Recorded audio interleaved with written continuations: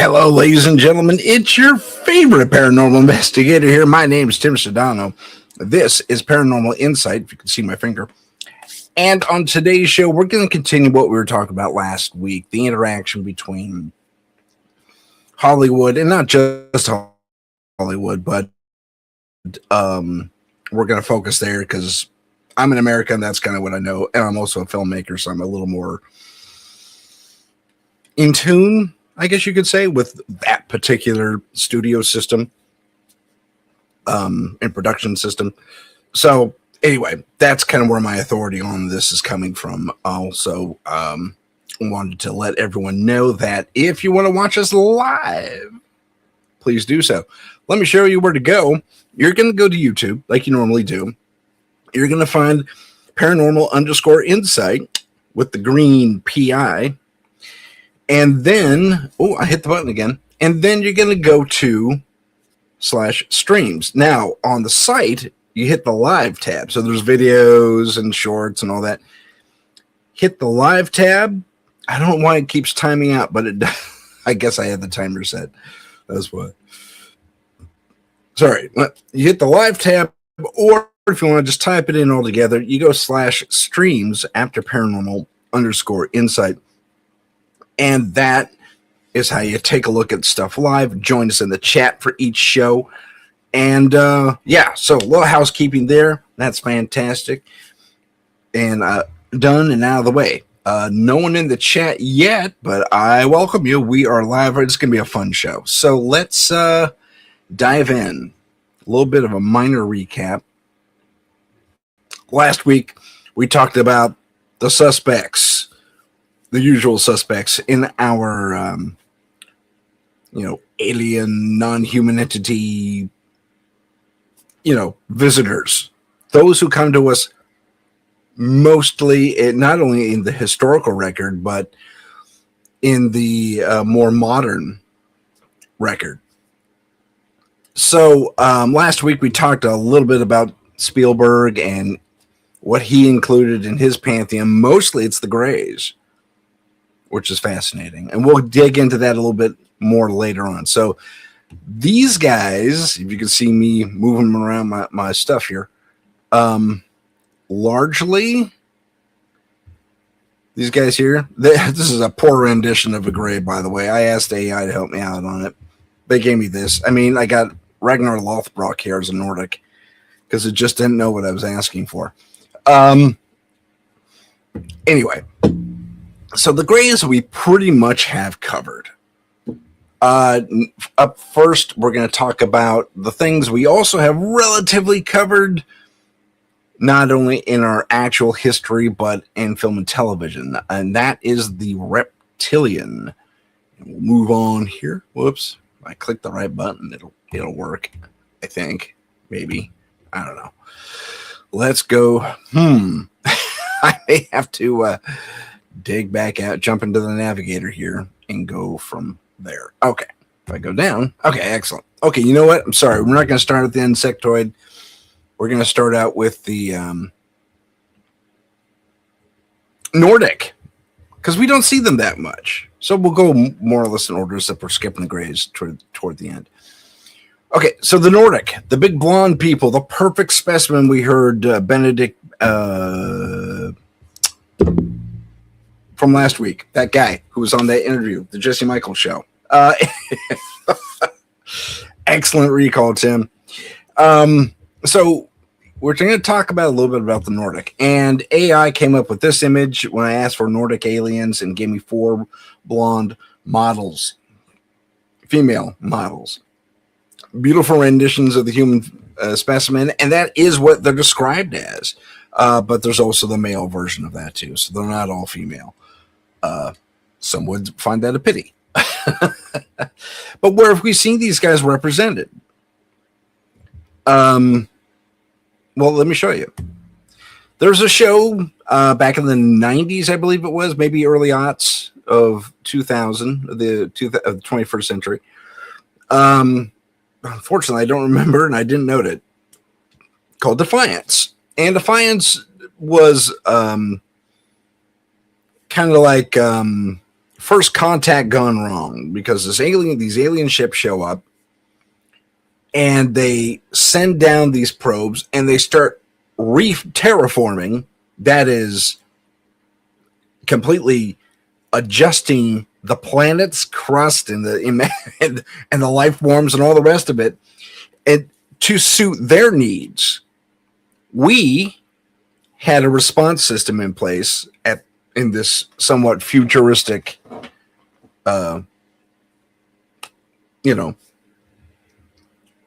telling of the human experience. So this is based on the possible future. We shot these ships down, stopped the terraforming about halfway, but it doesn't matter. The entire Earth was sent back to the third world, various colonies of these aliens, and that's what they were. They were, hey, Heidi's in with us, woohoo! And much love from California too, Heidi, and myself, of course. So anyway, Defiance was this kind of quasi post-apocalyptic thing, the apocalyptic portion being brought on by these would-be colonists that were kind of shot down and forced to crash land and live among us instead of us living among them. Now, you will notice these people over here, indicated by the red circle. These are called the Castathans. Interesting backstory on the aliens. There's another alien right here. We didn't really get into her that much. She's kind of, her and her people are kind of like Klingons without the bumps on their head.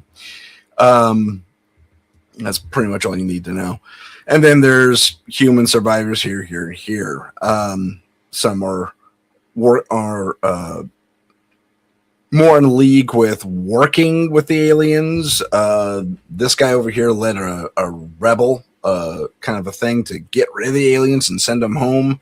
I think she was kind of playing both sides against the middle, and she ran like a brothel kind of, I don't know what the hell to call it.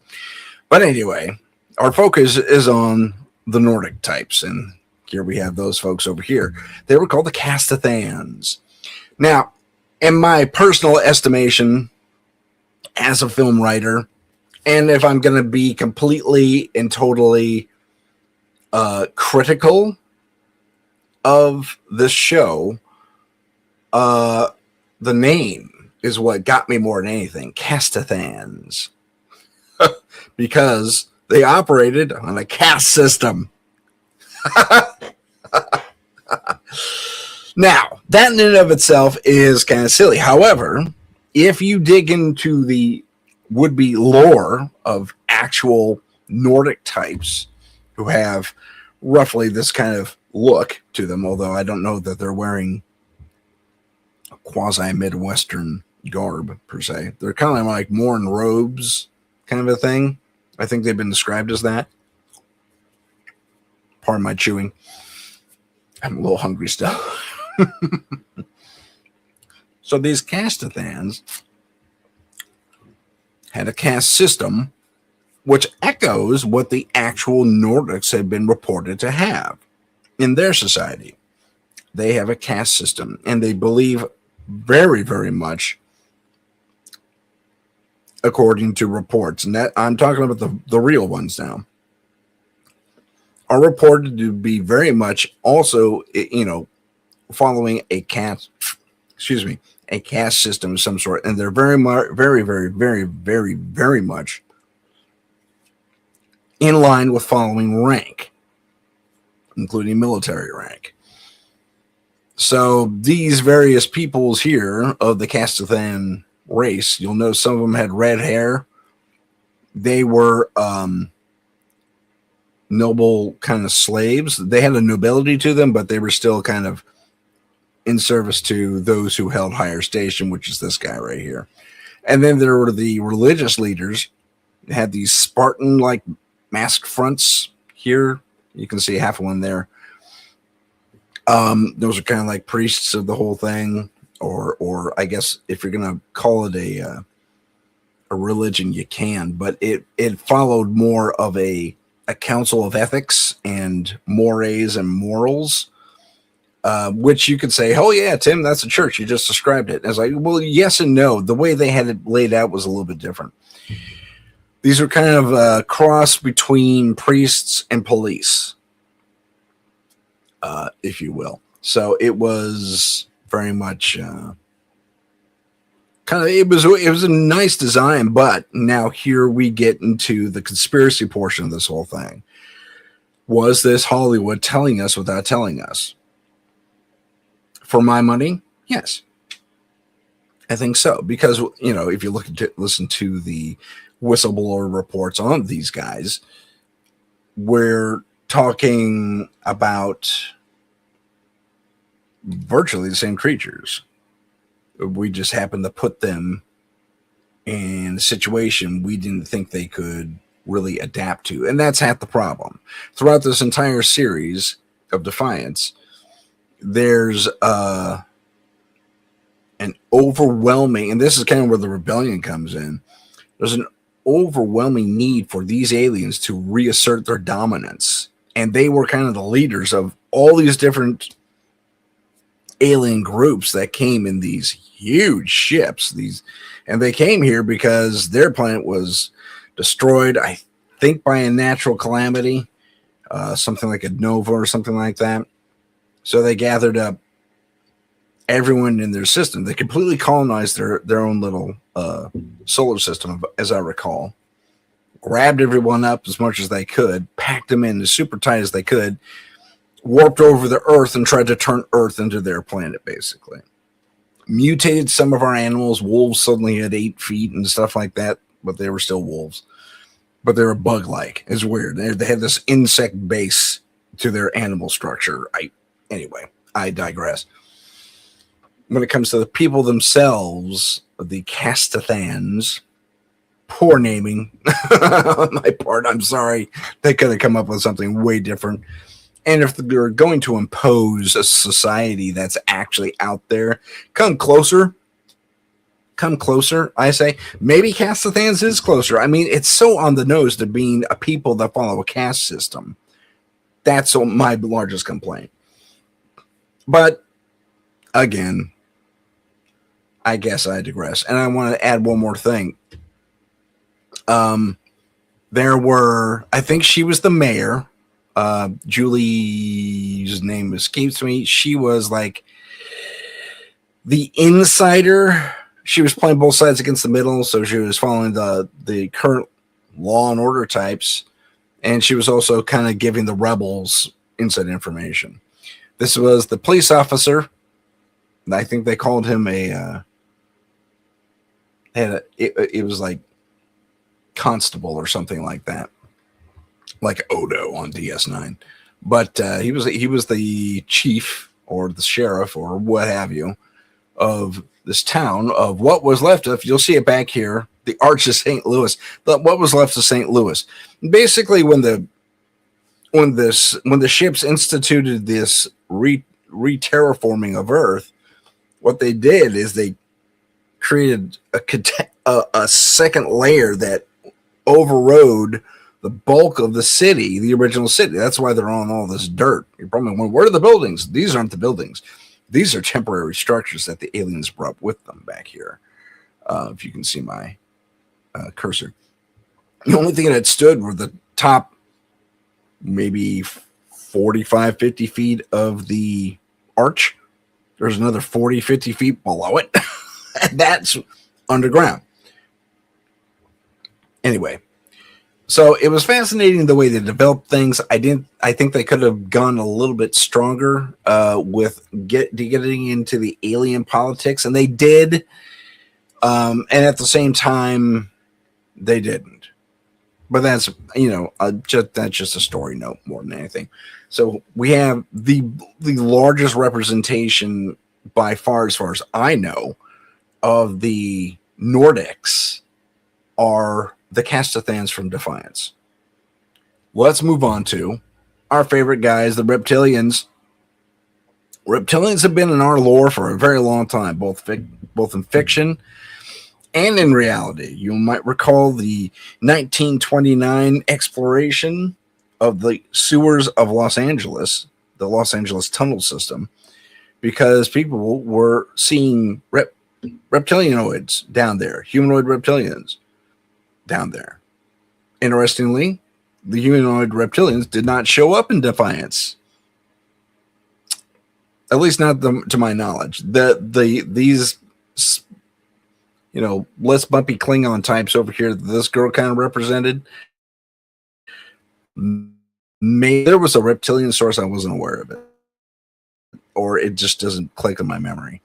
My research did not, fully didn't include reptilians. So getting back to reptilians.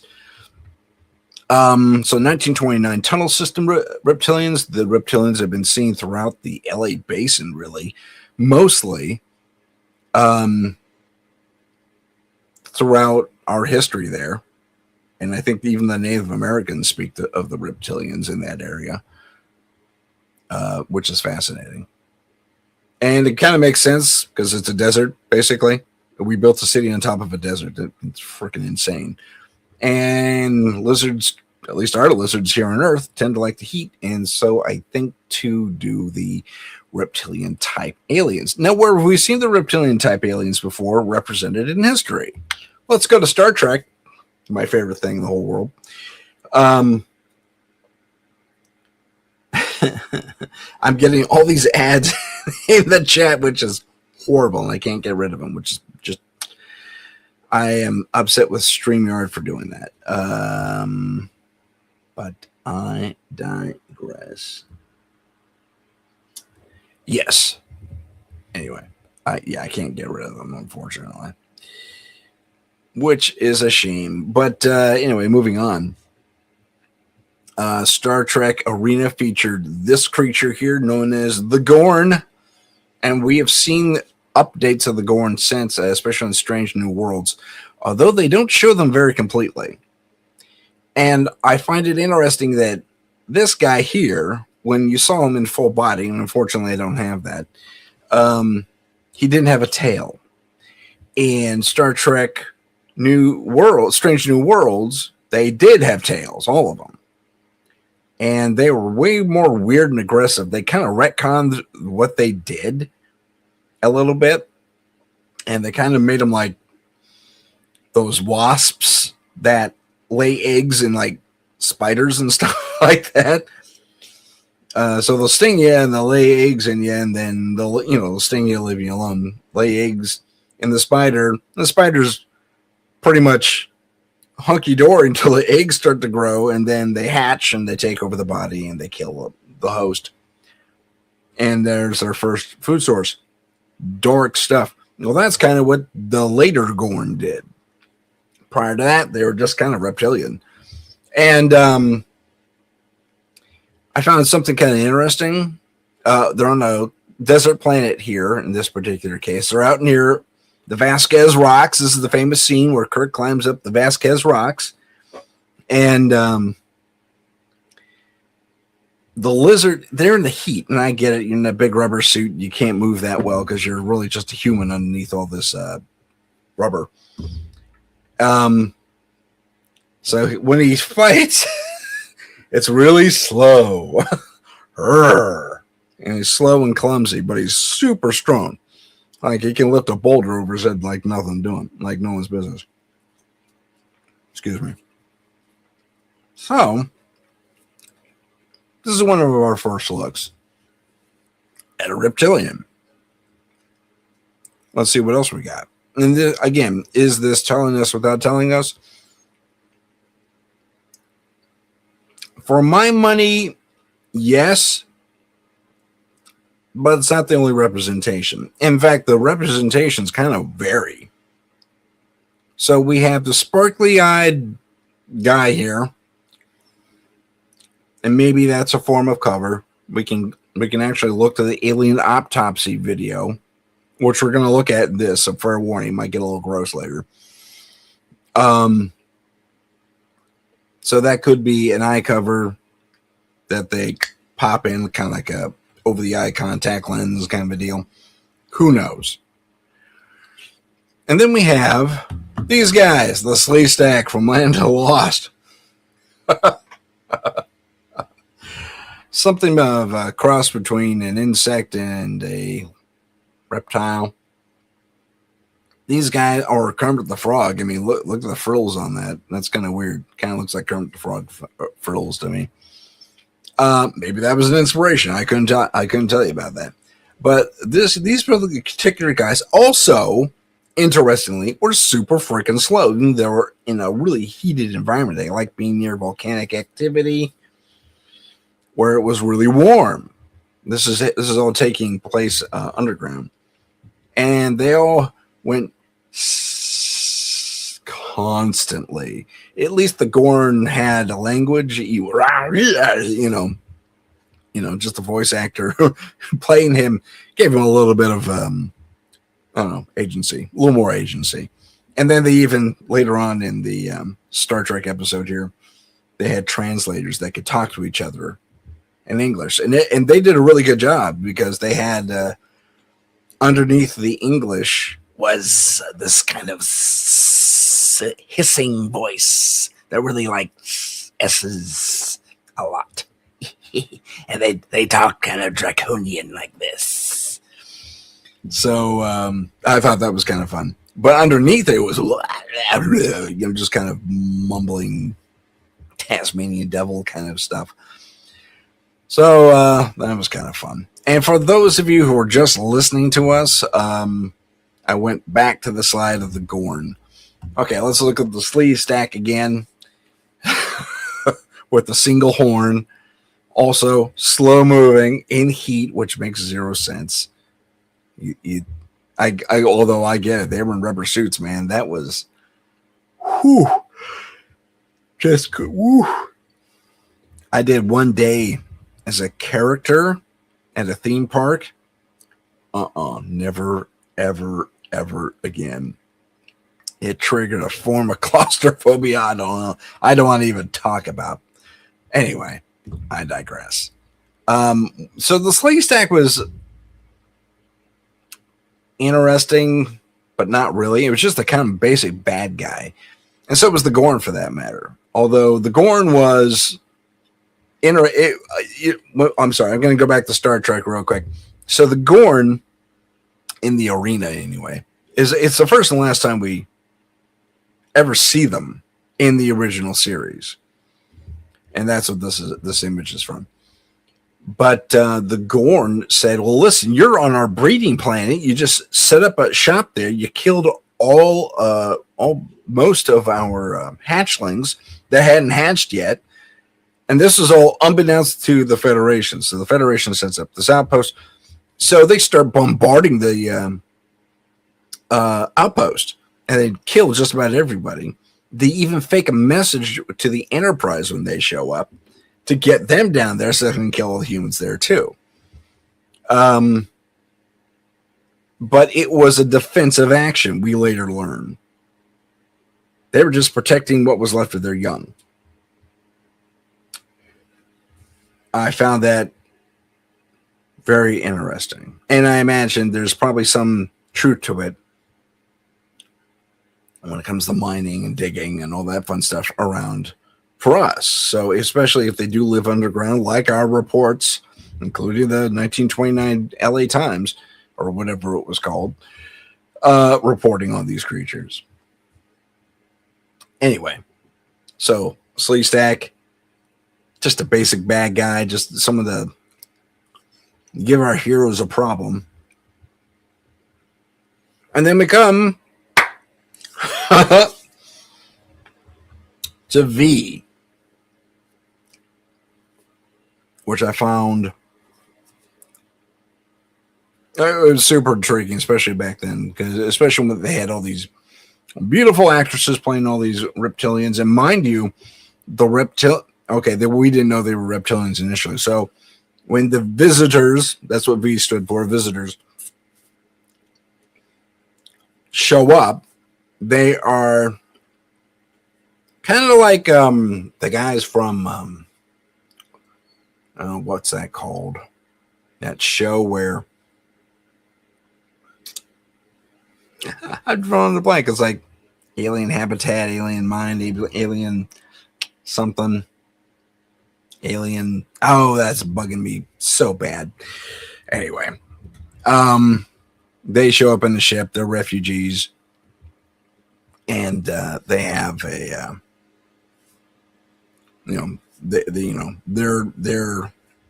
their planet is dead. That's their excuse anyway. So they came here to make contact, and they're more advanced. They have the huge ships that are, they got fashion light tech, laser technology, blaster technology, that type of thing. So they're super advanced, but they come here, initially humbly and saying, "Can we please join your society? Because we can bring a lot of benefit to you globally, help you with your food and all that fun stuff." But they come to us looking like people. So if you cover up half her face, I wonder if I could do that here. If we, let's see here. I'll do this. So if you cover up half her face like that, they looked human. They totally looked human.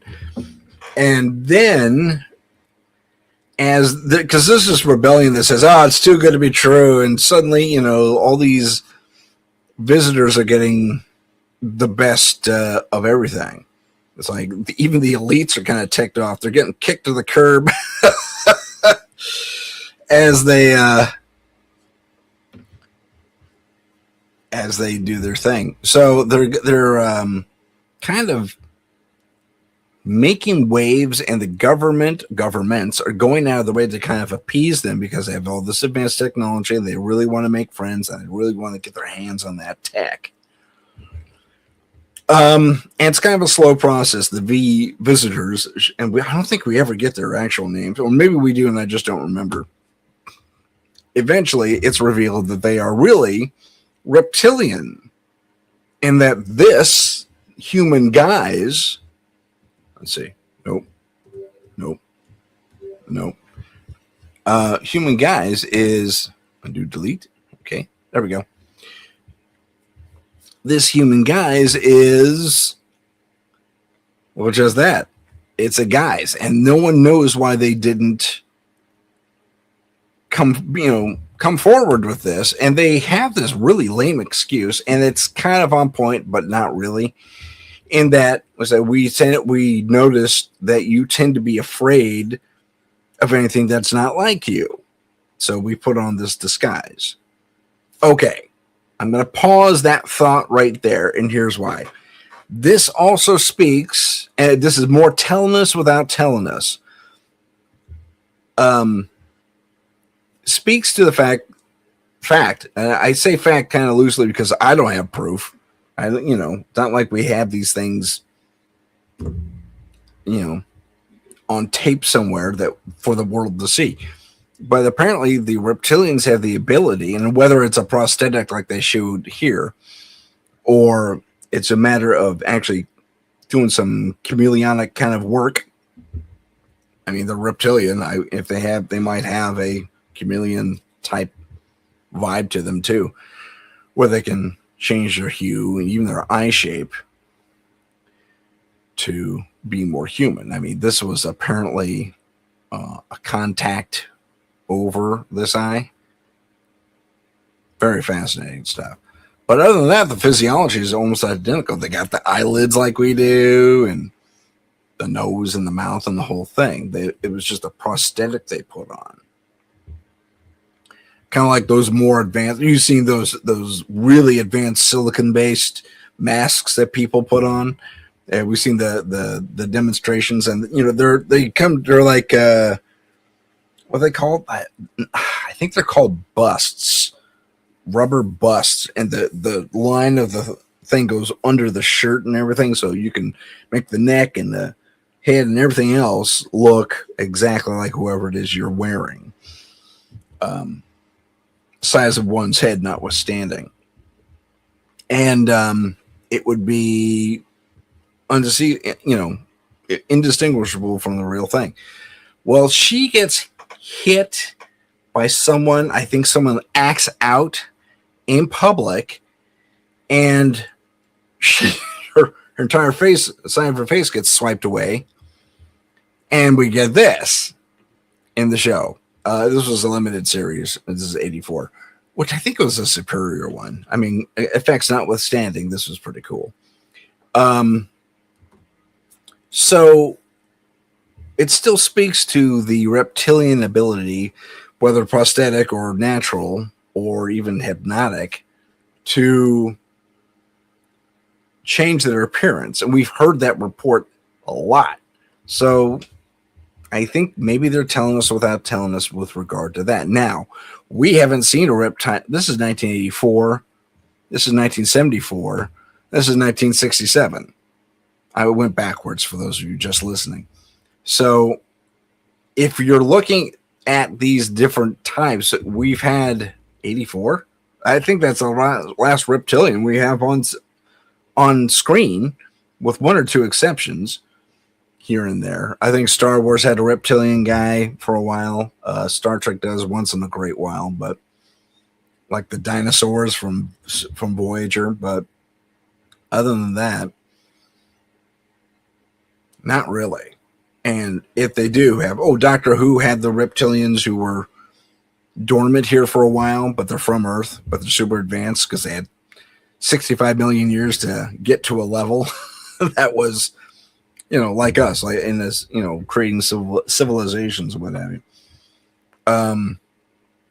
But anyway, the reptilian really hasn't shown up consistently as a character since about this era. And they rebooted V a while back just to kind of refresh the idea, but the story was stale. They didn't really change that much. The actors changed. That's about it. Let's talk about the next people. Some say people. But the next, I'll say people on our list because apparently they have a civilization and they're very advanced, called the insectoids. Now, mind you, these guys are all based on our lineup here is all based on the more recent David Grush statement in New Mexico. I think they're near Dulce, near Dreamland, actually, when they held this event to release it all. They don't none of this drip drop stuff when it comes to the tranches of various UFO information that they're letting go. Let it all go. So, and this is what he said: Nordics, Greys, Insectoids, Reptilians, and Plasmoids. So this is what we're following. Let me get back up to our insect guy here. So these mantis-like creatures, we also heard tell from the Hopi of ant-like people. I could see them making I could see the case being made that you can confuse ant people with mantis people since they don't have a lot of mantises out near where the Hopi live. At least I don't think so. So they kind of do resemble ants with the long antenna and all that stuff, and the mandibles and yada, yada, yada. So where did we see these guys in the pantheon of human storytelling? Well, okay. In more recent history, we saw this guy show up on a doorbell cam. Kind of creepy looking. He's got a nose and he's got teeth and big eyes. Everyone thinks, it's a chihuahua that got mutilated or something like that. Yeah, maybe. But I maintain that they look a little more like the Xanthe Misfits from the Outer Limits. And another insectoid race.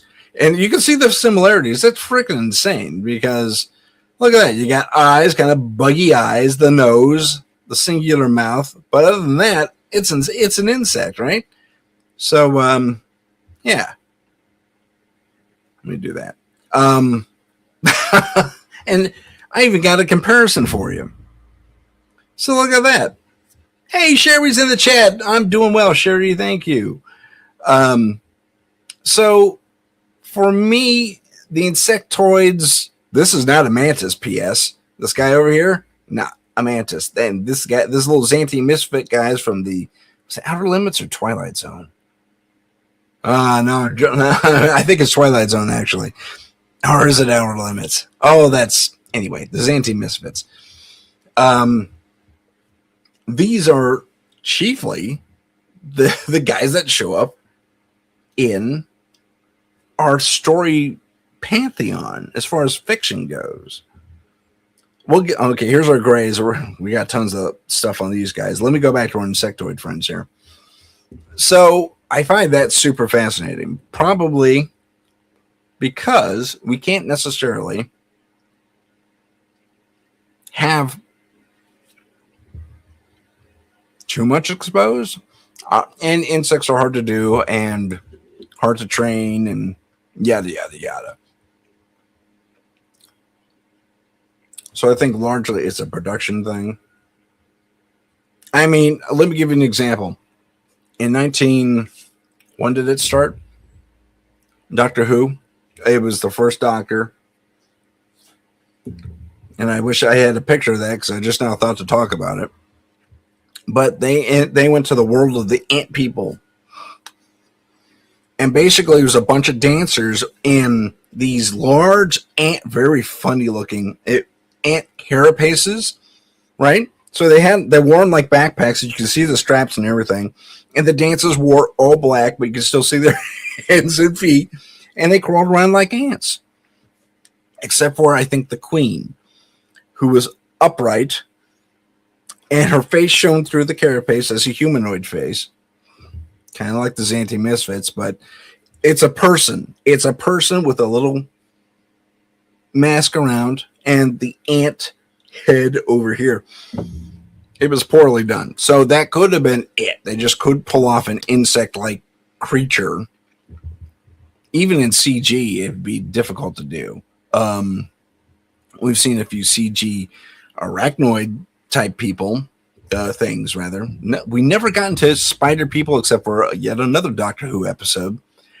But basically, she didn't move. Not even CG. The actor just kind of reared up. Like, she was like half laying down, then she kind of reared up. She had like her eyes, and then she had bug eyes, arachnoid eyes everywhere else. It was really inconsistent. I was like, okay.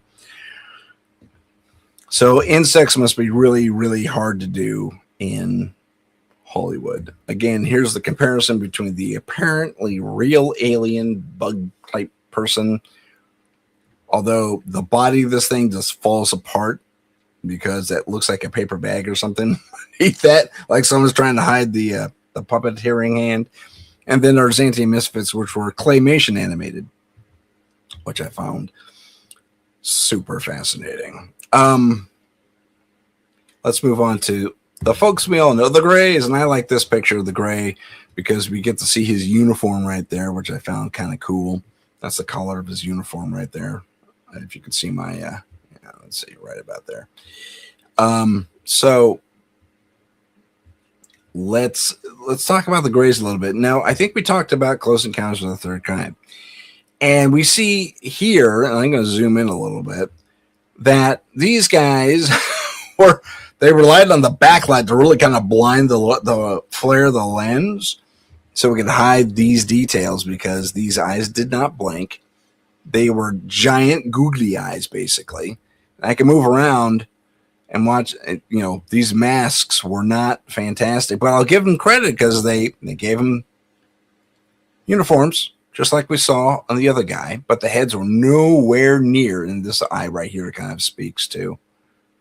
Off in the corner here, if you can see my my cursor.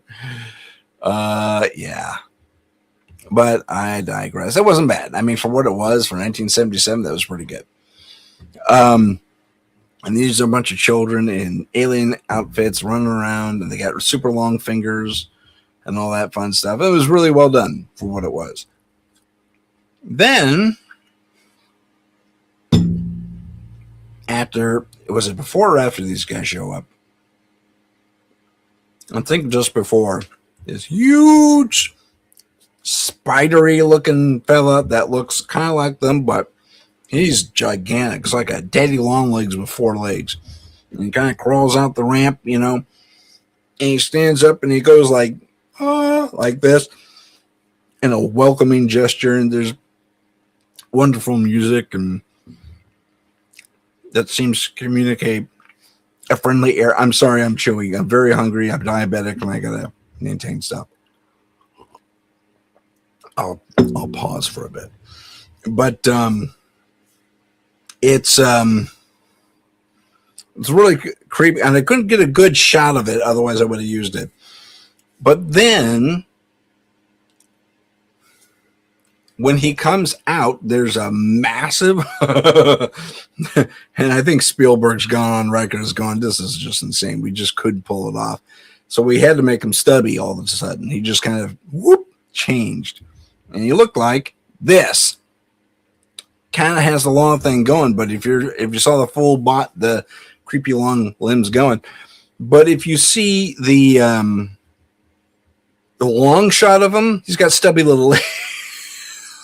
Whereas before he had his big, long legs, gangly legs, kind of like his arms here. And so he comes out, he does the hand signal thing with that Jacques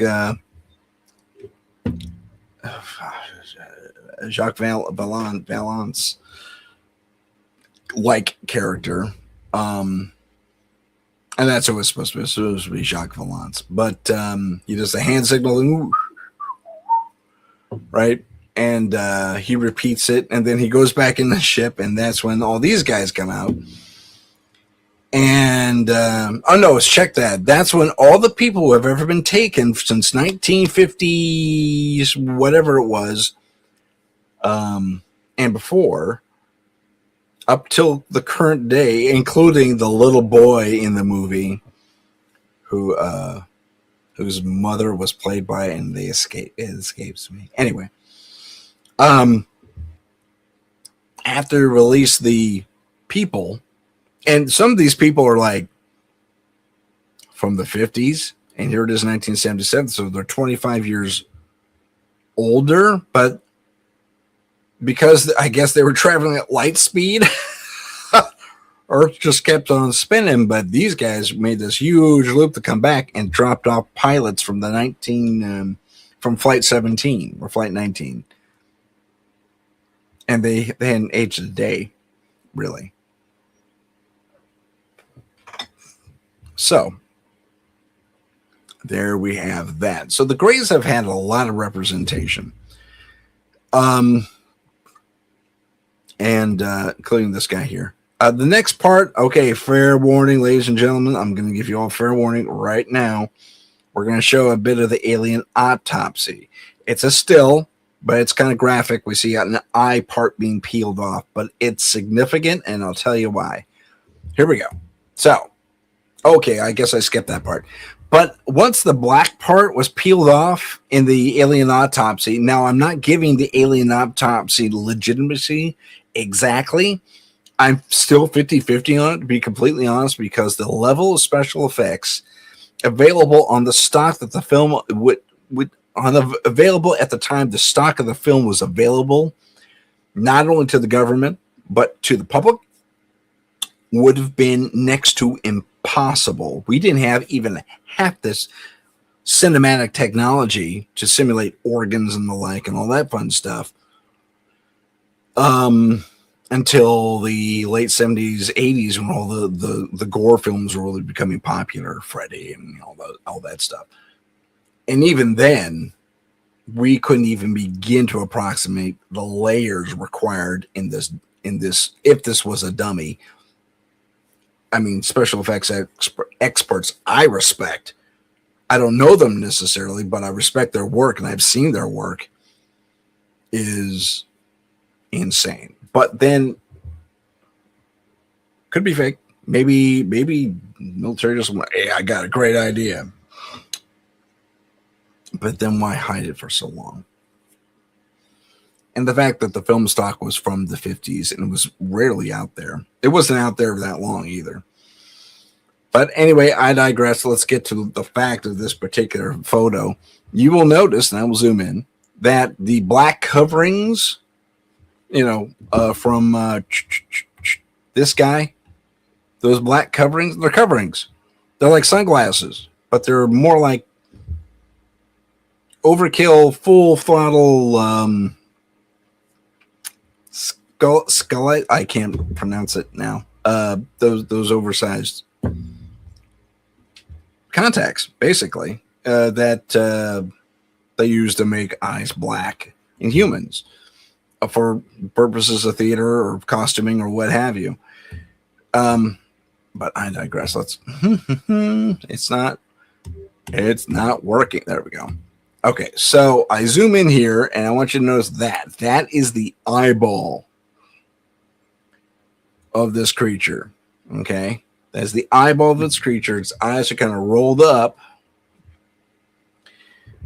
and after removing the black sclera. Aha! I remember the word, the sclera, which was more like kind of membrane-ish, and they were kind of floppy when they pulled them out. I'm sorry, I'm not trying to be gross, but they were more like a membrane. So it had basically, and I think they said it may have even been part of a extra eyelid, but I think they said it was artificial in the thing.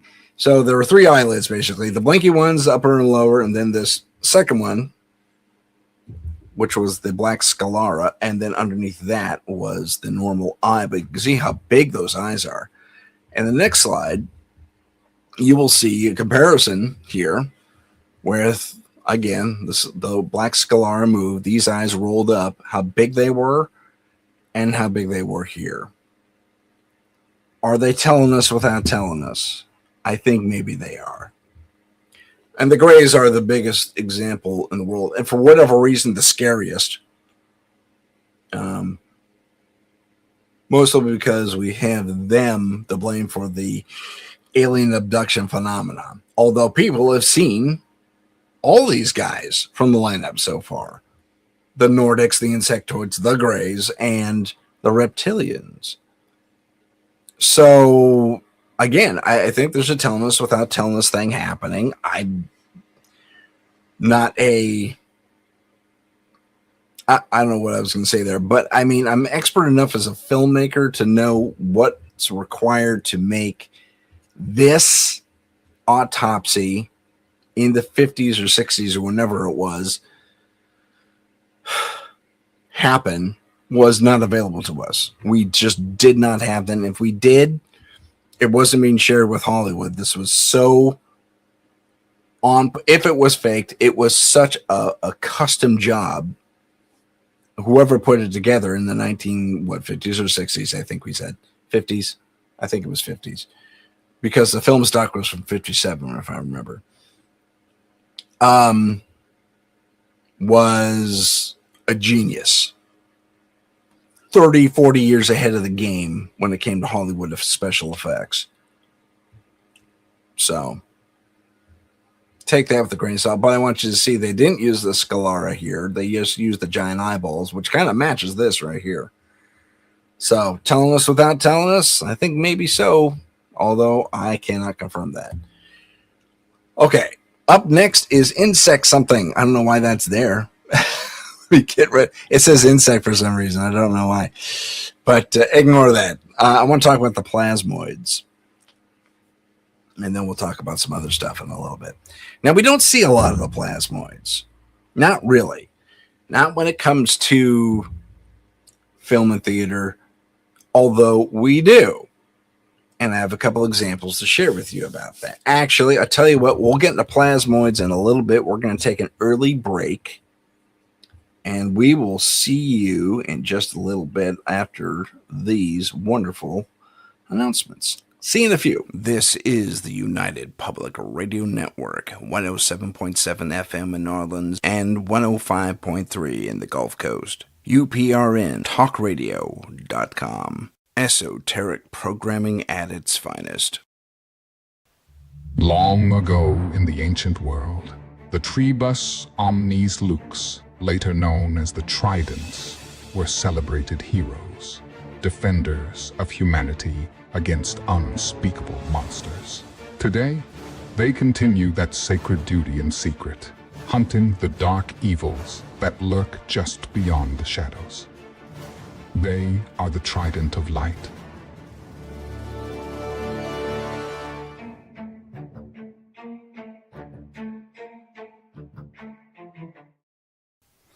Introducing Story TV, enabling true creative freedom for independent creators. Search an ever-growing library of fantastic festival winners, including Blaney Tucker's Ghost and the Monster Hunters of the TOL. Free to enjoy at lower resolutions. Pay $5 per month for 1080 and full K presentations to support the artists you enjoy. Your monthly contribution actually goes to the filmmakers themselves. Support independent film. Support Story TV. Check out our Patreon. Get deeper behind-the-scenes insights. Also, tips into being a better paranormal investigator and other fascinating content.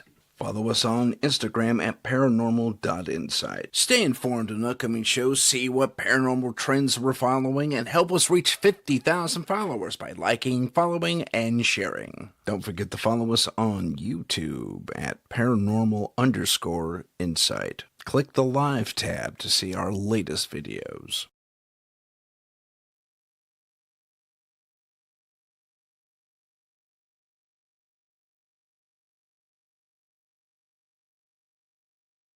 I'm muted. I'm sorry. Welcome back to the show. It's me, Tim, your favorite paranormal investigator. Sorry, finishing up a piece of food here. And we're back. We're going to talk more about Are They Telling Us Without Telling Us, the Hollywood conspiracy, and yada, yada, yada. Yep. I got that note. Thank you, Heidi. For audio was blank there for a sec. My apologies for that. Also, if you do hear a whining in the background, thanks, Heidi. I got a fan going because it's really hot here.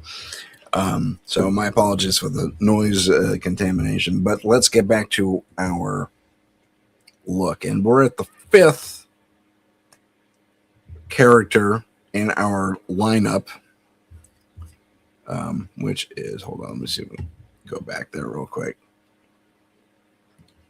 Okay. We're in the fifth character of our lineup, known as the Plasmoid. Now, the Plasmoid is kind of interesting. This is a creature with intelligence.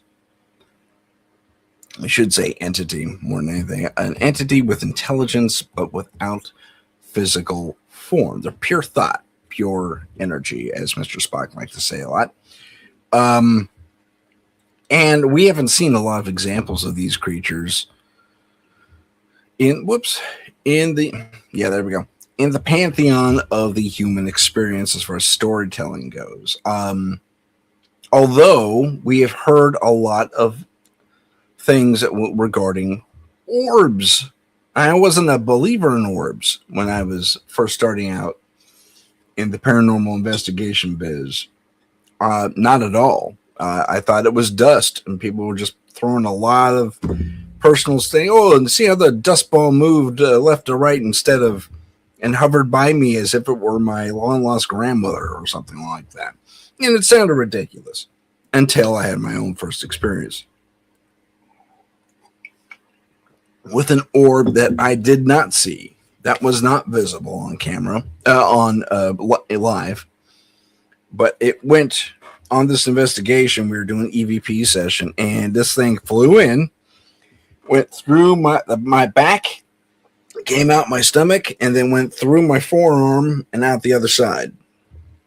We watched it happen. You see me responding with an edge at one point, and it was just a freaky thing to want to see on playback. It really was. So orbs with regard to hauntings, and even orbs with regard to space phenomena, we've seen that reported by astronauts. Strange orbs were following the ship. Strange orbs were around me in space. Heidi has something to share. I found my own experience. Move intentionally, or respond to questions or trigger items. Move. Some I found in my own experience. Some intentionally or Some move intentionally. I can't talk. She sent a little correction. So some move and others are used to trigger items. That could, yeah, for sure. I mean, my own experience kind of bears that out. Although it didn't really respond to anything we were saying, except actually, I take that back. It did, because in the EVP session I was talking about, I say, give us a sign that you're here, and then don't worry about the spelling, Heidi. That's a-okay. I'm a writer and I mess up all the time. So spell check is my best friend. But I think we asked for a sign, give us some proof that you're here, is what we said. And then I got that proof that I couldn't see with my own eyes, so we thought it was a bust. But I digress. So plasmoids and or orb type entities that are the epitome of pure energy, concentrated thought. And a lot of people think this is what the soul is, living in our heads right now. And we have a few photos that depict and or show the soul as a faint little wisp of, energy leaving the body of people who have passed. There's one I think it's a piece of video. They're at a hospital helideck, and the helicopter lands, and you see this weird wisp just kind of sneak up into the air. And approximately that time, the person was brought into the hospital, perished. And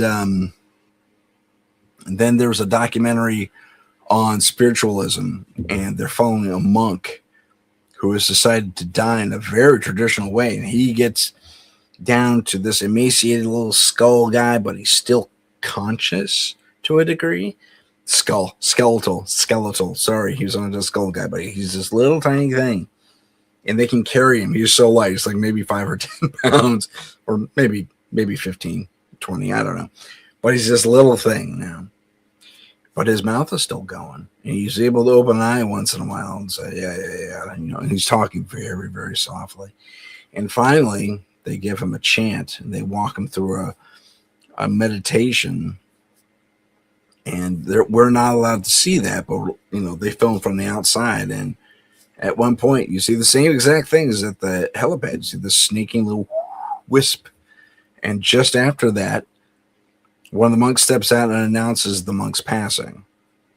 But it was fascinating. I mean, that's 2 examples caught on film that verify that the soul is an energy source.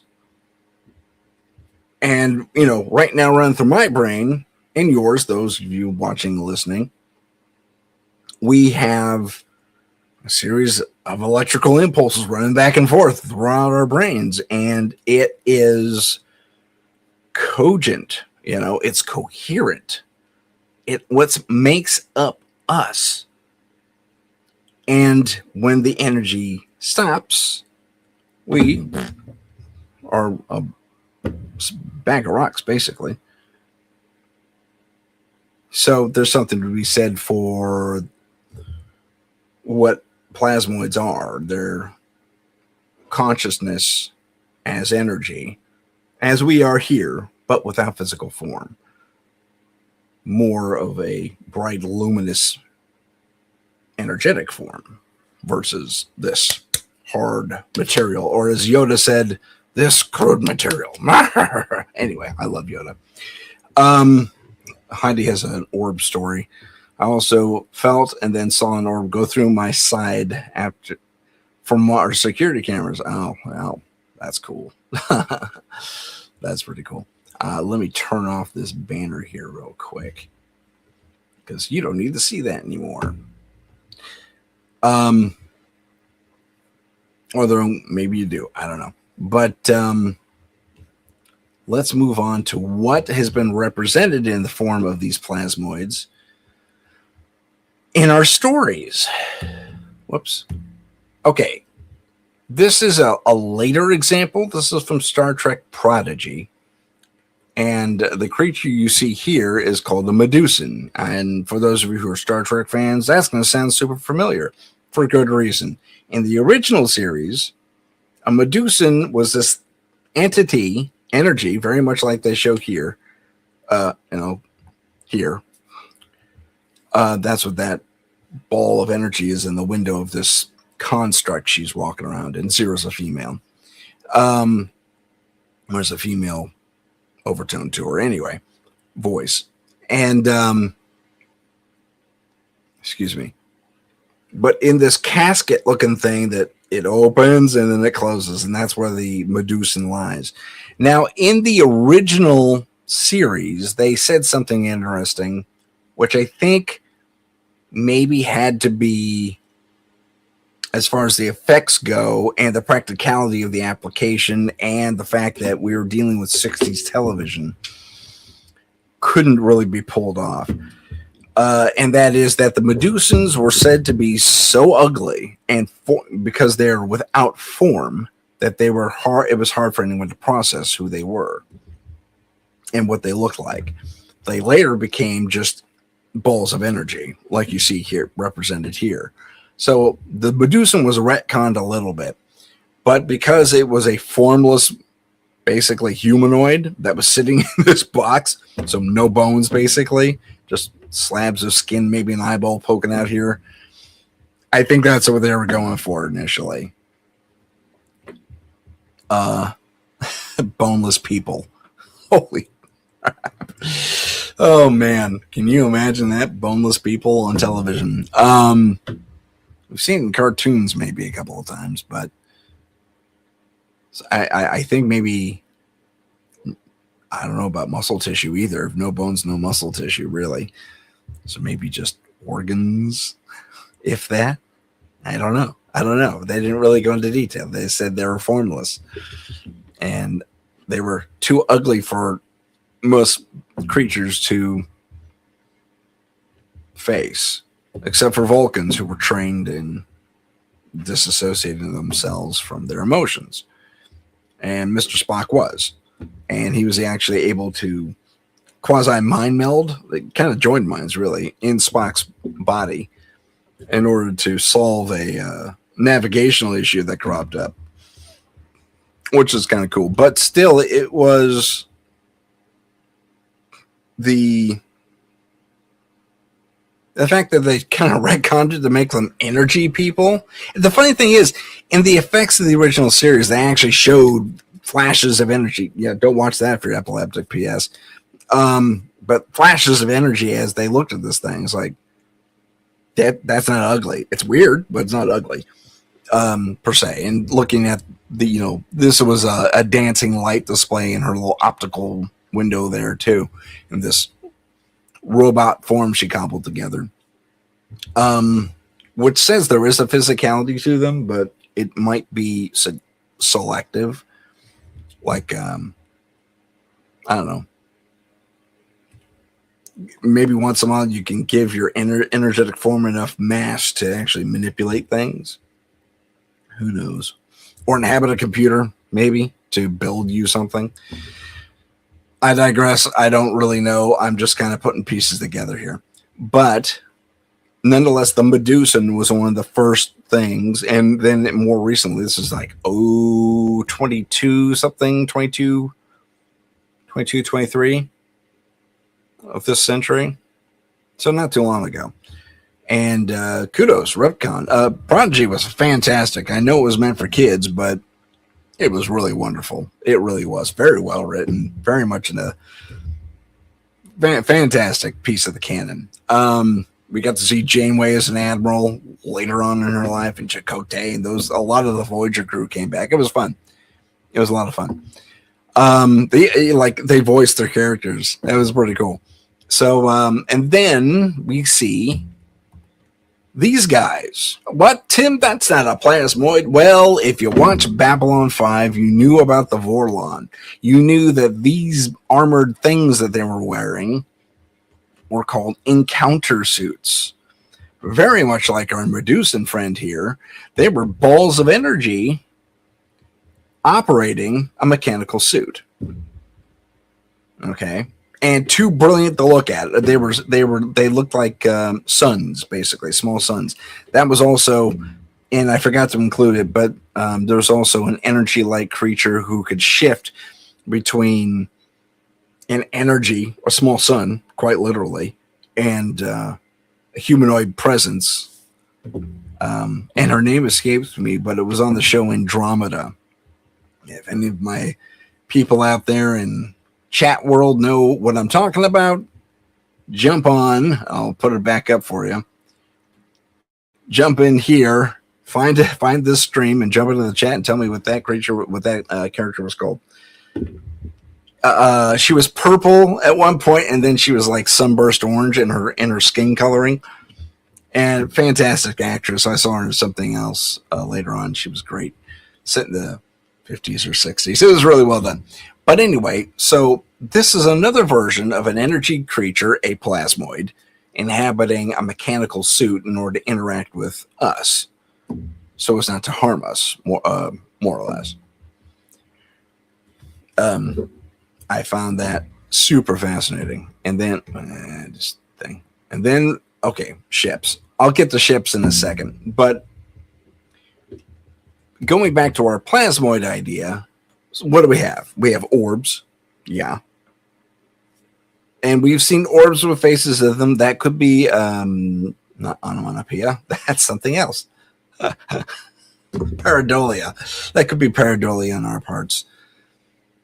I've experienced pareidolia as far as my clients seen. I know there's like demonic faces in there. I said, well, and I did an experiment. And I did the exact same, put myself in the exact same physical conditions, a dark room with just one light, very staticky background. It's like, I guarantee you pause at any point in this, and I waited for 10 seconds, you will see a face or faces, multiple faces. You might even see faces moving around.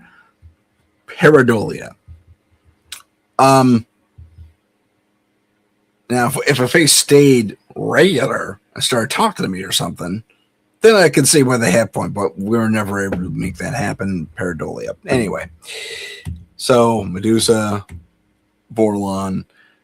If I'm skipping into in the character from Andromeda, Gemini was the character's name, but I don't remember the actress's name. Oops. I've experienced pareidolia my entire life. Yeah, you're a hoot. I love you. That's what she said. I've experienced pareidolia my entire life. It happens, man. Well, that's how we're built as humans. We're built to see faces, even in camouflage. It's a survival instinct, and that just kind of shows you that we haven't evolved beyond such instincts, which I'm kind of glad for, to be honest. But for example, the plasmoid creature doesn't have such instincts anymore. They're plasma. Nothing can really hurt them, per se. Unless they get degaussed. That could be painful, I imagine. That's just a guess, though. Okay.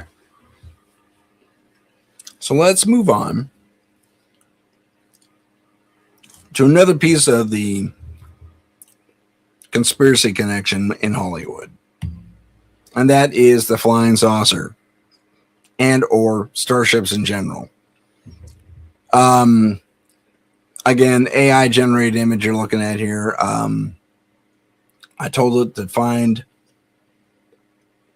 the most common flying saucers and show me a picture of them all around Earth's orbit. Did a pretty good job. And here's a chart from the 60s, 50s, maybe the 70s of reported starships. And if we compare this to this, I got a lot of them pretty close. I mean, I'm actually impressed with AI's ability to grab this image and do a pretty good job with putting together the usual suspects. But this is what actual people have visualized and seen for themselves as far as craft go. And there's variations on the theme. There's the hat type fellas here, up here, especially the sombrero. That was kind of neat. And you'll notice they're from Ontario to France to Gloucestershire to Norway, Trent, USA, Brazil. I mean, they're all over the place. So that one's pretty cool, actually. But a lot of hat ones, a lot of kind of, I don't know what you would call that. It's almost like a pie tin. But there's a real pie tin right there. Classic saucer, two things put together. Hawke's Bay, New Zealand. They're from all over the world. Sao Paulo, Brazil was this big one. Santa Ana, California. I think I remember that report. From somewhere. This is from 1965, and then there's this thing, which from underneath had these whipping antennas all around, which is kind of cool and kind of weird at the same time. You think an advanced species wouldn't have that type of thing, but I don't know. Maybe they have use for it. And then there's this guy. Pardon me. Which reminds me of the 1951, what are those called? Boomerang-shaped things flying over Mount Rainier in 51. And then there's, this guy, and then Henley Staffs. Anyway. But then I want you to also take a look at what's next. That's not it. I went the wrong direction. Ta-da! This is from The Twilight Zone, 1962. And this is not too far off from what we've seen depicted before. If you're going to use something that people have actually seen. It'll add that much more fear because this thing was all over the newspapers back then. They didn't have the internet for the public. But this is from a episode called Invaders. They colorized this, which was a mistake in my personal estimation, but it wasn't bad. But this flying saucer here, you'll notice this is the size too. This is legit. So they built this saucer, and then this woman walks into her attic, and we see the saucer. And she looks underneath it, and it kind of looks like, I'll go back here, this guy. I'll zoom in. This guy kind of looks like this guy. Not with the rivets here, but basically it has that underneath part right here, almost identical. And hold on, let me get back to this. So she looks underneath, and I think I talked about this last week too, but she's being attacked by these little astronauts. They're basically wind-up toys. You know those wind-up toys? They walk like too funny. Well, they've described the little wind-up stem as having a radar scan, a little radar system on top of it. I wish I could show you a better picture, but I couldn't find any online that were worthwhile. It was really funny, though. It was really funny. I found it hilarious. Because they even cut off, the little spokes it had for balance when they walk. They cut off the little spokes. And so it walked, and it was a little unstable. But they built a stop, so it would go like that, and it would fire off this little pew, pew, pew, little laser gun. And she'd get these little welts when she did this on her arm. And it was really fantastic. And finally, she gets ticked off, grabs a rock or something. She's tired of being attacked by these little guys, goes up to where the ship is, and slams the thing left and right and center with this huge rock. She's just hitting it and hitting it and hitting it. She's essentially a middle-aged woman. And then we get the other side of this very saucer, and it says United States Air Force with a little flag on it. I think there's a saucer number 2, like saucer number 1 or something like that. And you hear this distress call. We're being attacked. We're being attacked. Don't come to the planet. Don't come to the planet. And that was it. And it cuts off. And it turns out they landed on a planet full of giants. It was great. It was a fantastic. So if you have an I know I gave a lot away. I'm sorry about that. but it's worth a watch. Even if you know what's coming, it's a great, great series. But I want you to take a look at what we did. And I say we. I don't know we can collectively claim this per se, but if you share something with everyone, it in effect becomes partly ours as an identifier. It's like, oh, we made these films, we made these television shows, we told these stories. Because if you look at this from a macro perspective, I'm sorry, not macro, from an outside perspective, and you're looking at Earth as a whole, it doesn't matter that Rod Serling wrote this. This is part of Earth's story, their stories. You see? So if you get that galaxy brain going, you can look down on Earth and say, oh, look what they created. Look at the story they told. They're not going to identify Rod Serling specifically. They might at one point or another, but I mean, realistically, it kind of belongs to us, collectively speaking. Again, from the galaxy brain, from the galaxy eyes view type of thing. Or I'm sorry, you know what I'm saying? If you look at Earth as a whole. Anyway, so we claimed the saucer as our own. We had so many sightings of it. It's like, let's throw it in. Let's make it our own.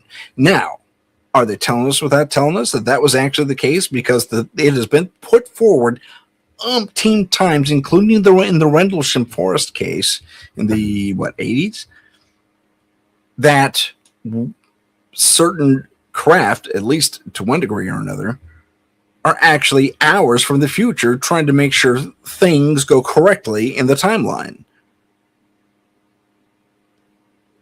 Okay, so are they telling us without telling us? This is 1962. They must be telling us without telling us one thing or another, because these are Earthers on that flying saucer. Earthers, humans, into little robotic spacesuits, but nonetheless, those are representative of us.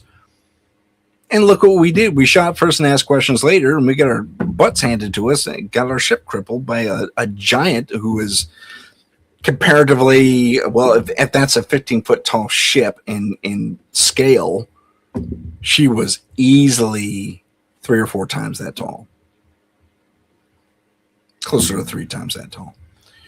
And in reality, the actress is 5'7", so do your math. Or 5 foot. She was 5'4", excuse me. And the actress's name completely escapes me, but that specific tidbit stayed in my brain for some reason. But there we have it. We claimed the flying saucer as our own. And we did it again in the 1950s and 60s when we had Lost in Space. This is the Jupiter 2. The spaceship for the Space Family Robinson, which is awesome, by the way. Who didn't love this? They made this the launch vehicle in the remake of the film series remake, which was bull. I know you want to make things sleeker and faster and new and yada yada yada, but there's nothing wrong with this ship. It's a little cornball looking, but you know what? Let's go back. It kind of resembles some of our vessels, like this one a little bit, like this one a little bit. Kind of resembles this one again a little bit. This one for sure. You know, we duplicated. Ladies and gentlemen, we duplicated what we saw in the newspapers, in the skies, in the reports that these people generated who actually witnessed these things. And we put them in our stories. Because we knew them. And we did something very interesting. We made them ours. These are Earth vessels. Again, are they telling us without telling us? I think maybe they are. I don't know about getting lost in space per se. That's probably entirely possible, but well, it is entirely possible, especially if anyway, your robot goes nuts and knocks out your navigational system. Anyway, I digress. So suffice it to say, I was a fan of that show too.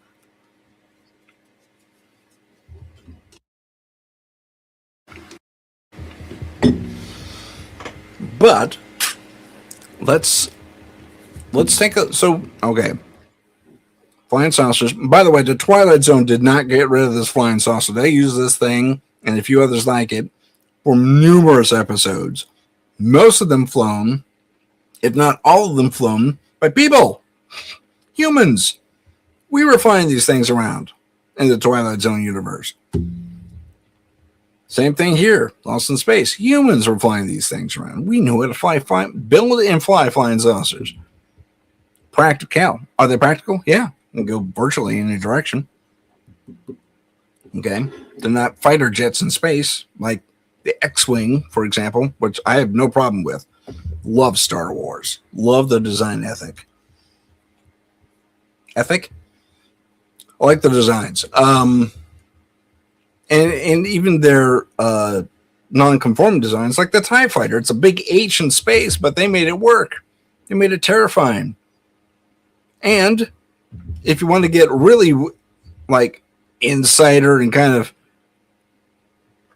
somewhat conspiratorial in its own right, if you take Star Wars and you take the Millennium Falcon and you look at it from the top down, it's Spock hands, kids. It's live long and prosper. Okay, here's the bridge of the Falcon. Here's the split front. Millennium Falcon.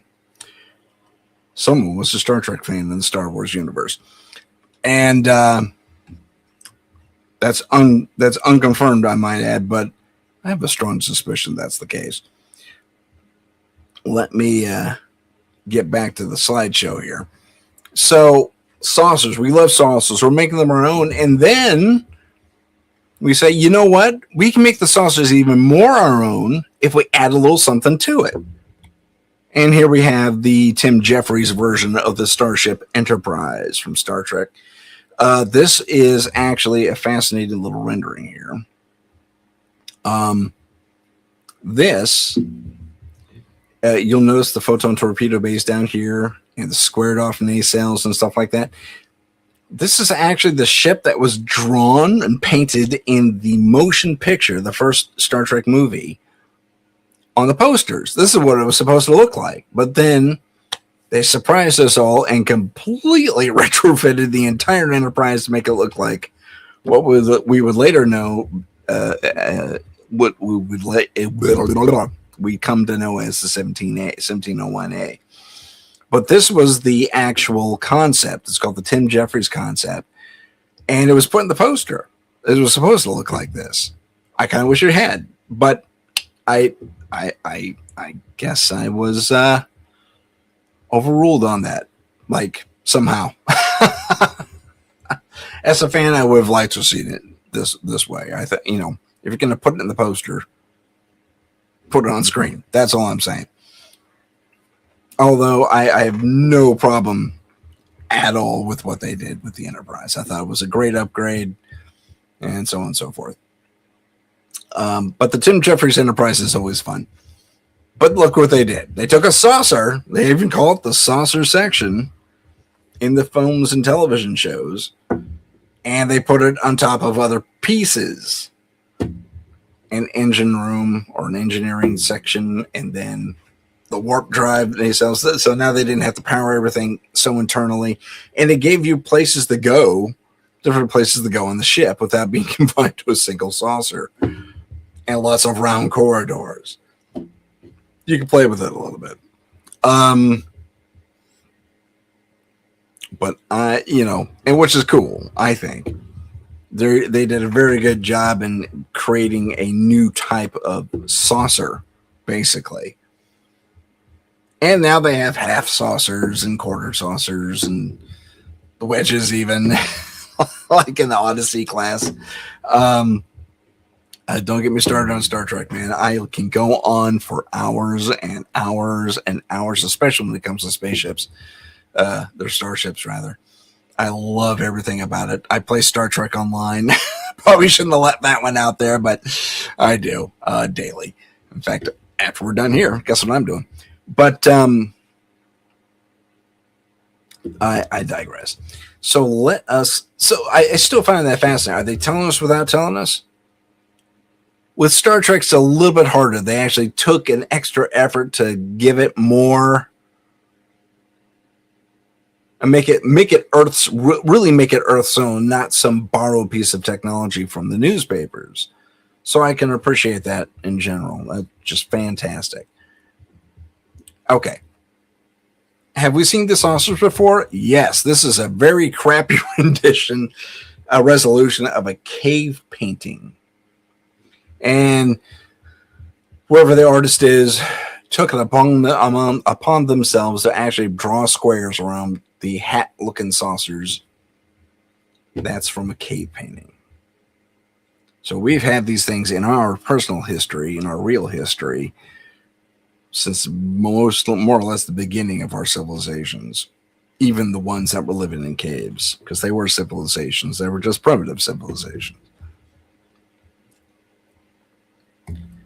And again, less primitive, but nonetheless ancient. This is the depiction of a vessel that wound up on shore with this individual who they determined looked more or less Japanese, carrying this rectangular device. They gave her, female mind you, proper clothes to wear around town, because apparently she came in something more akin to a spacesuit. They even, and I don't read Japanese, took notes on this. Like, this is graded, this is not, these were this, that, and the other thing. And you'll look here, and I'll zoom in on it. If you look here, here, maybe I can draw a shape around it real quick. Let's see. Sorry. let me just say line and no fill. And let me turn that red. Okay. Good. And great. So we can look here. I don't believe that's Japanese. Someone saw that writing on the craft. And for further evidence, I bring you up here, where they see all of this. Look at that. Ladies and gentlemen, those of you just listening, I urge you to go back and rewatch this episode. Again, you can go to youtube.com/@paranormal_. That's the little line, not the dash, but the line that goes low. Insight/streams, and you can find us there. You can find this episode there. It doesn't show up in regular videos. I don't know. YouTube's not doing their job or whatever. But these are alien glyphs that they actually saw on the craft itself, which is blowing my mind. Blowing my mind. And kudos to the Japanese documenting that. I mean, that's just amazing. Amazing stuff. Let me go back here a little bit. Fit to slide. Okay, I think I goofed and I moved that around a little bit. I'm not too sure how I did that, but I did. Okay. Can I move it? Nope. Okay, well, I'll say done, because apparently I did something wrong with regard to that slide. Can I move it right? There we go. So but I digress. Here we have, there we go. So they actually, I'm going to save that because that's pretty cool. They actually documented alien script on this craft that washed up. And she was there for like a week or something like that, if I remember the tale correctly. And then she took off. She was just gone. I don't know if it was in the middle of the night or not, but apparently the thing lit up and gone. She was gone in a blank. Fascinating stuff. But again, we have a saucer-like device from antiquity. Aliens apparently like this, probably for a very good reason. Apparently they're buoyant on top of everything else, which is kind of cool. And then we have the more abstract vessels. Now, I know what you're saying, Tim. I don't see a single UFO in here. I see a bunch of dots. Okay, granted, you do. This is I want to say Bulgarian or Austrian or something like that. A rendering based on a woodcut where back in something like maybe it's Bavarian even, something like 12th century or earlier even, we have a series of orbs and what look to be rods of some sort and orbs within rods and these cross-looking things that had orbs on the ends of them. It's just an amazing stuff. And then we got this thing that's behind the sun. These two twin arcs. Ladies and gentlemen, you really do have to see this again if you're just listening. The name of this piece escapes me, unfortunately. Perhaps I should endeavor to find out the name. But toward the bottom, they have the town. I think this might be Bavaria now, I think. They have the town. It's got two twin towers in front of its church. That could be a palace, but I don't think it is. And there's a town there. It's pretty, and it's so small in the lower left portion of this depiction. It might be lower right. I don't know if this image is reversed or not, but it took up 2 pages in whatever illustration this is. And, or at least it was folded at one point. And there's this huge black arrow-like looking thing. Almost looks like an oversized spear. Some might equate it to a Imperial Star Destroyer from Star Wars. But it's solid black with the exception of a couple white lines here and there. And still, if you go to the town and the fields and everything else in the background are left way at the bottom of this page. Again, I'm describing for those who don't have eyes on this right now. And there's a church off to the right. So I don't know what these tall pillars are over here on the left. But there's definitely a church, and beyond the church are a bunch of fields, and those fields are burning. Among the burning fields are a series of these orbs that were apparently shot down. But it is interesting to note that there are broken rods that appear to be broken pieces of wood. Those could be blaster bolts. That's just a guess. I don't see smoke coming off any of these things. The only smoke they depict is the fire in the field. So, and then there's these crosses flying around. Some have orbs on the end, others don't. But crosses, and I mean like plus sign crosses. It's fascinating. They're saying this was a battle that took place over this town, with a little bit of fallout happening to some of the fields. And there's these people on the ground dressed rather nicely. Yeah, given the dress, I'd say 13th century. Maybe earlier, maybe later. Around there, though.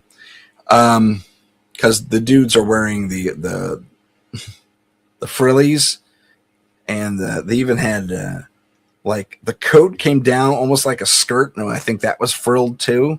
And then they're wearing leggings and boots underneath that.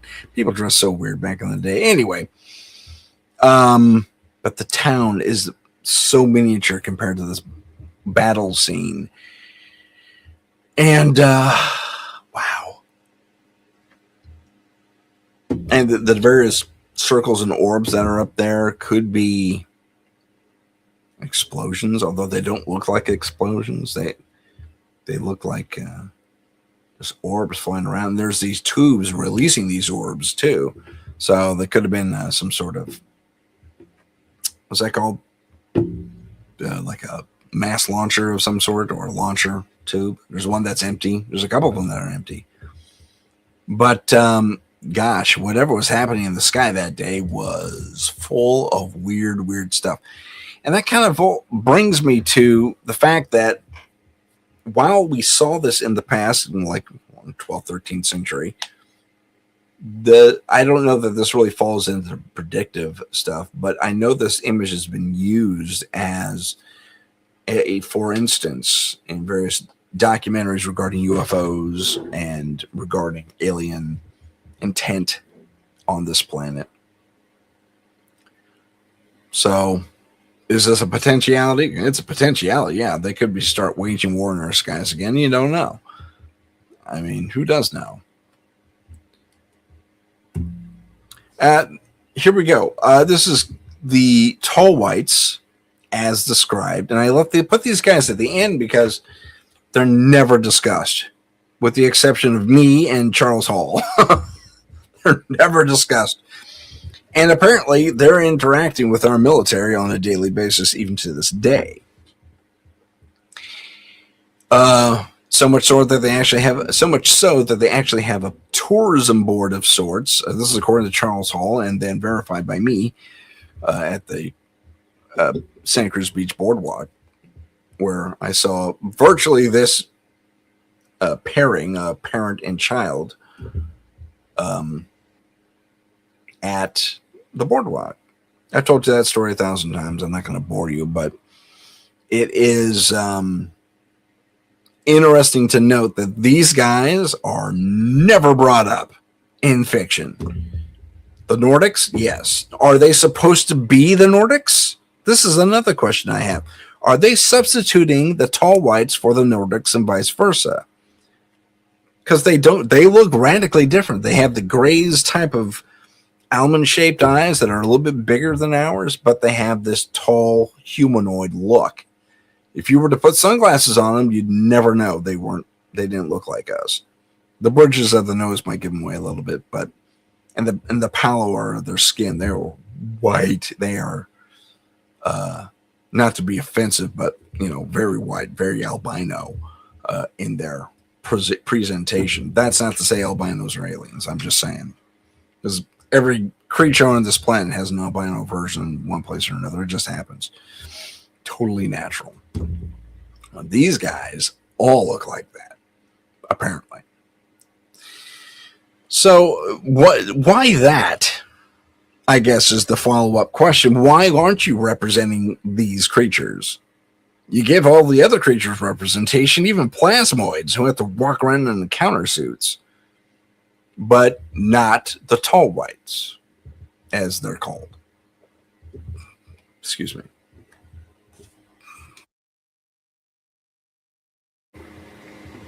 Worth questioning, I think. And I don't know why you wouldn't give...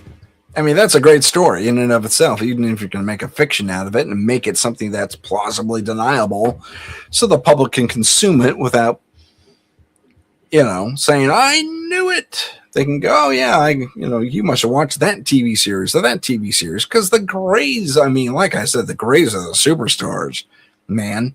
They've been in Stargate. They've been in Close Encounters of the Third Kind, and pretty much a Twilight Zone, later Twilight Zones, and pretty much everything in between.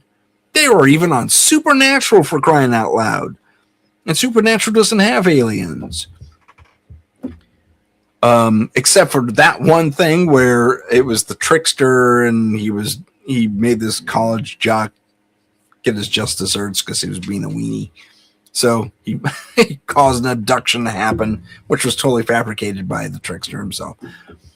And the little gray alien had to dance with the jock, or vice versa, to Lady in Red. Lady in Red. I can't sing. Lady in Red, you're dancing with me. Anyway, it was pretty funny. If you good stuff. But that is about the first and only time they'd ever showed up. But again, it showed up, and they went with the gray alien. Come on. Here's a picture. I think I skipped something in the insect thing. I'll go back to it in a second. But here's an interesting picture. This is from 1977. This is the workshop, costuming workshop for the Star Wars, for what they now call Episode 4. But back then it was just New Hope. Beg your pardon. Excuse me. And these are the different headpieces for the various actors that wore the alien costumes, and they have everything. They got the blue skinned, red eyed, quasi, gray folk here. The flesh colored, big eyed, quasi gray folk.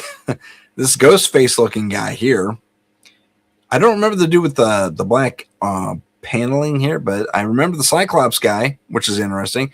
And then we have this triangle headed guy here. And if you look real carefully, there's a big rat looking thing. It was actually a bat. You see him go. He wants a drink from the bartender, and he does uppies in order to get it. And then over here in the corner is the goat guy. Again, if you want to know what I'm talking about, please go to youtube.com/@paranormal_insight/streams or hit the live tab, and you'll be able to take a look at this episode and even skip around and all that fun stuff to the things I'm talking about. But it's fascinating that we still went largely with the grays type. We didn't even there's a Cyclops there. That's pretty cool. There's a goat man, which is pretty cool. You notice he has goat-like teeth. I think he even makes goat sounds and goes, meh. The giant batter rat. Are they telling us without telling us? Maybe. Okay, that's a spaceship thing. I think that ended up here on accident. But there's one thing I forgot to include in the insectoid thing. Oh, did it not make it? That's probably on me. Okay. Well, I'll tell you what I'll tell you what I'm going to do. I'm going to add it in right this second because it kind of deserves to be there.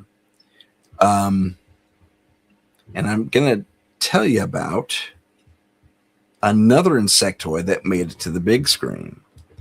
Because I said, that's it. And then it's not true because there was another insectoid.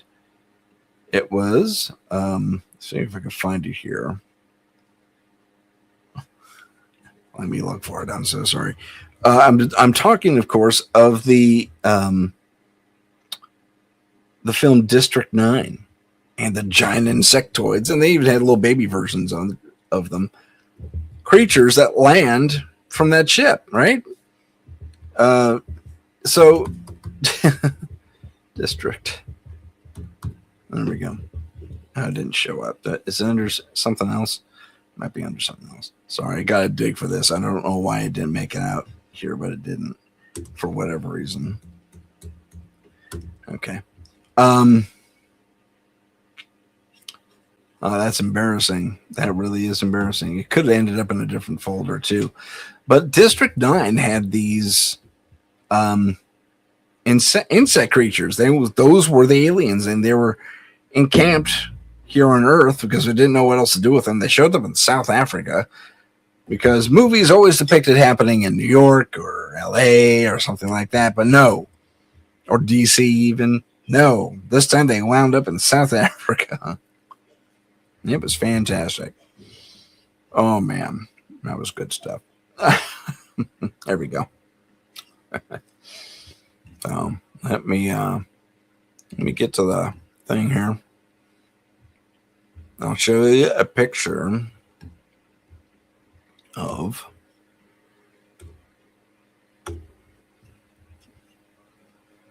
I just saw it. There it is. There he is. The so-called prawn is what they called them. Although personally to me they don't look a thing like a prawn, but whatever. The nickname or slur for them in the film was prawn. Personally, I don't see it. I see something closer to not a prawn. They don't look like a shrimp to me. But these were insectoid creatures that walked around, and I think they had special technology that only reacted to their DNA, which we've heard happening. That's a legitimate thing. But, I mean, cinematically speaking, it's these guys and the Xanties. And this guy's showing up on the doorbell cam. Two. in all of cinematic history. Again, I forgot about the prom. If there is another film out there that features the insectoid, okay, great. I missed it. It didn't cross my desk, so to speak. But maybe if you know about it, let me know. So, but again, I want you to look at how these things are constructed. It's more like, let me hold on. Okay, let me put it this way: they're either refugees or they're attacking us directly, as is the case with the Xanthi Misfits. Although with the Xanthi Misfits, all they did was really swarm you. The Xanthis themselves, according to a message they received, the government, because they gave them this fenced off ghost town to show up in, to occupy. They couldn't destroy themselves. And they were basically, these misfits, these were criminals under a death penalty. So they sent them to the harshest planet they had on record, where, the inhabitants will stomp anything that looks weird. And they sent their misfits and or criminals to us. And we succeeded. I think we blew up the town or did something to it at one point or another. With regard to the prawn in District 9, they were largely they had to adopt to us. I get that. From a human perspective, I get that. But families were broken up.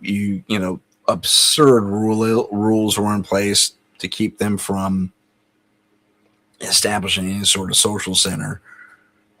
They were quick to get into criminal activity because they gave them more freedom and control. And that included dealing in their tech, which only operated under their direct DNA exposure. And I don't mean spitting on the hand of a human and then being able to operate it. They just had to have the DNA in their system. And one guy, as you may know, if you know the story, happened to be exposed to such a degree to an alien device, or was it a spray? May have been some sort of spray that actually started to alter him and turn him into one of the prawn aliens. And he was able to operate their gear. Devastating weaponry, by the way, but they didn't have access to their ship anymore. They were basically boarded by helicopters and yeah. And everyone was kind of shipped off and dropped to the floor and, dropped to the ground, rather, put in tent cities, and that was it. But insectoid, nonetheless, they still had that. They didn't have a hive mind thing going, per se. They were individuals, very much so. But they were very clever, very quick to learn our language, even though they didn't speak it very well. Some of us humans were able to, develop their language too, at least understand it. And then those who could understand us were acted as translators between one another. So it was interesting. It was an interesting dynamic, and they did. I think it was the most realistic story out there, but at the same time, if these prawn characters were simple refugees and or prisoners aboard their vessel, where were the captors? They never got into that or what they looked like. And if they did it in such a subtle way. I think it was, oh, look, pan over to the prawn guy freaking out. Anyway. So I'm sorry I forgot that individual, that type of guy here. The guy. There he is. So prawn, and then we talked about the Greys, which have been explored extensively, the plasmoids, and the ships echoing the UFO thing, which I still find really fascinating. Jupiter 2, the Enterprise, to an extent. And they kind of, like I said, this is where the departure was. And then they departed completely. It was after Star Trek, going into Star Wars, actually. From that point forward, it was all things that really look kind of similar to what we already have. The X-Wing fighters, the TIE fighters. I mean, that's a concept piece, but the big triangles for the Star Destroyers, and then the Death Star itself, which was basically a giant planet, planetoid or what have you. Stuff from the past. And then these guys who were never touched on in cinema whatsoever. And okay, you want to go back to something else which I forgot to include in the Greys? X-Files had Greys left, right, and center. These little guys mostly. Yeah, man. X-Files had that all over the place. They just couldn't leave well enough alone. Okay, back to the Star Wars guys. They basically were the first ones to give us a cornucopia of aliens in one space that weren't just, Spock-eared fellows, although that did happen on occasion. But, or elf-ear, if you prefer. Excuse me. But yeah, and then there's the ships again. Space Warden, the Solar Warden Space Fleet is a whole different podcast, but I find it fascinating that we as our creative side, those who develop and put these things out, are they under the influence of the intelligence agencies, the government itself, various governments across the world, an elite cabal? I mean, we've heard that they need to say something. They cannot lie to us, so they lie to us without lying to us. They tell us without telling us, basically. And these individual things, I mean, that could be a live creature that someone caught in the door cam. It just happens to look like a Xanthi misfit. And maybe that was telling us without telling us, too. I mean, there's a differentiation. This thing's about the size of a dog here with the bug eyes and on the ring cam. And this thing's the size of a, I don't know, colossal spider. It's just a really giant ant person is what it is, but it has a humanoid face. And then there's this version. So are they telling us without telling us? This is Twilight Zone back in 1962. Are they telling us without telling us? Anti-Misfits. Did I put it on there? I did not. So, good example. Are they telling us without telling us? Are they saying, yeah, it's Anti-Misfits. Yeah, that's it. They're super small. Well, he looks, given the size of the beer cans on the ground behind him, I'm going to say he's about the size of a dog. Maybe a border collie or something like that. But if the Xanthi Misfits are a reality, and this isn't made up, I mean, comparatively speaking, between the doorbell guy and the Xanthi Misfits, you're looking at a lot of points of similarities. The big eyes, okay. The humanoid nose, okay. It's a little more puggish, but nonetheless, they got a nose there. And a functional mouth. This guy had lips and all, presumably teeth. This guy has lips and teeth, and apparently he's missing a few too. And I don't know. Are they telling us without telling us? I get that is the theme of this episode. That's the question I'm asking. And it's up to you and me to do our due diligence and find out. And, if it is the fact that they've been telling us without telling us, and this is a real creature that was caught in the door cam that happens to resemble the Xanthi Misfits, what's the story?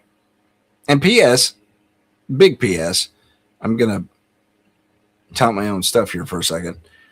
You saw in the promos during our break, I have a couple of books out.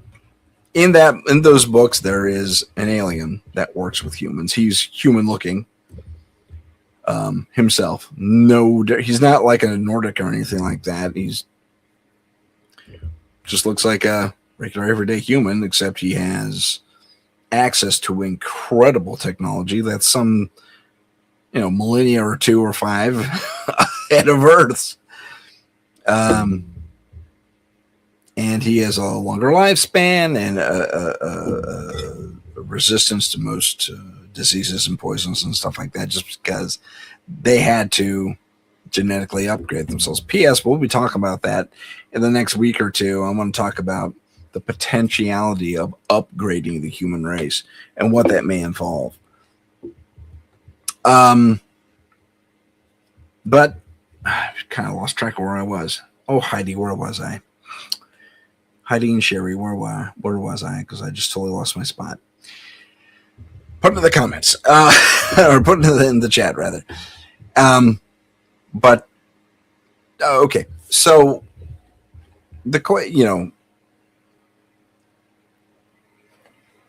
Oh, okay, I know where I was going. So in my books, this alien character was serving on a ship at one point before he was exiled to Earth for crimes he didn't really commit, but really did. But he didn't. It wasn't that big anyway. For crimes. Anyway, but on his ship, he served with a cornucopia of alien life forms that would make Star Wars Cantina look like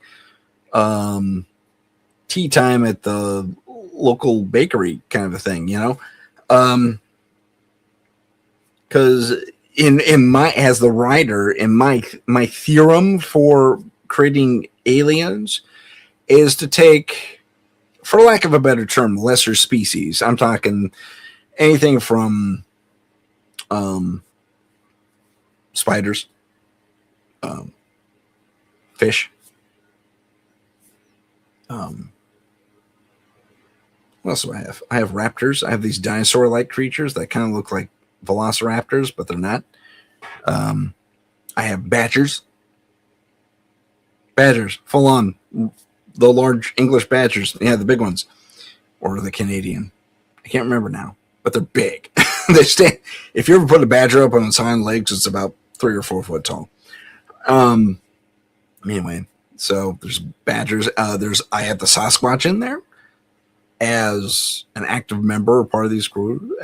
Basically I have some cryptids and some just straight out animals and insects and arachnids that we consider lesser beings or wild creatures or what have you on their various planets where they originate from. They are the apex, like we are here on Earth for the most part. They are the apex. They're the ones who developed, sea travel, air flight, space flight, and eventually interstellar flight. And that's how we all met up and became friends and yada, yada, yada.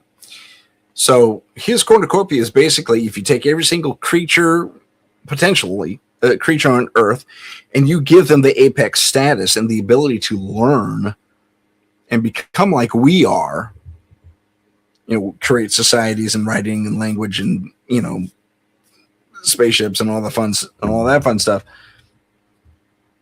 That is who populates the world around us, and we're starting to see maybe that's the case.